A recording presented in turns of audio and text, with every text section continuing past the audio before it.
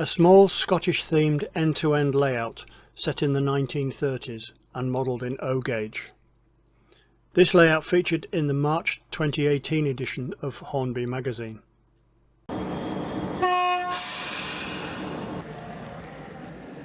Carr Street has had several owners since it was first built by the late Des Norman to take to exhibitions. When I videoed the model at the Air Model Railway Show in 2019, it was being exhibited by Alistair Mackay.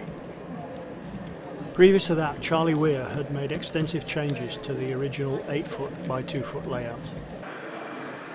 If this is your first visit to the channel, become a subscriber and don't forget the bell icon to be notified of new content. Originally, the layout consisted of only two 4-foot by 2-foot boards.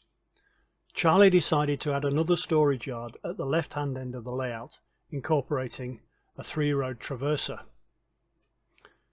At the same time, the sector plate was lengthened, using the same pivot point but cantilevering it over the end of the board. The plate is removable to ease transportation. A detachable hidden road was added at the back to permit transfer of excess sector plate stock. The two original baseboards were built on a rectangular frame of 4-inch by 1-inch timber, topped with 12-inch chipboard covered with cork.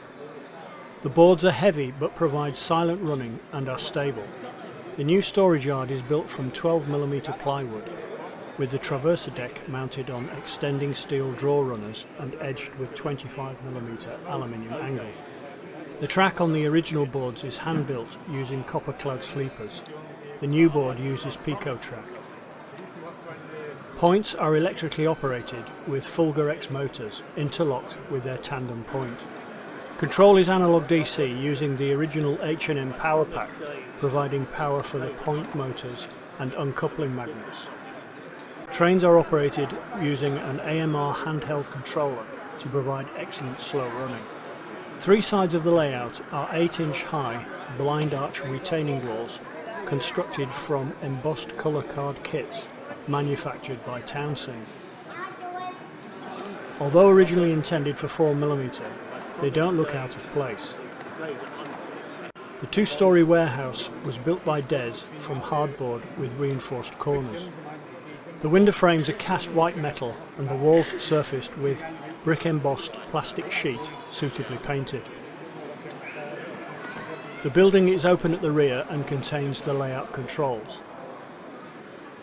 Originally conceived as a Great Eastern Yard in the East End of London, Charlie wanted to give the yard a more LMS Caledonian feel.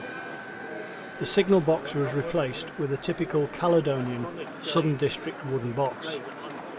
The shell of the box was constructed from foam board with stripwood reinforcement, covered with embossed plasticard cladding.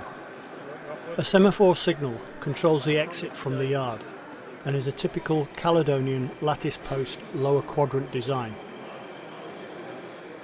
Ground signals are of the Stevens drop flat type from Southwark Bridge models.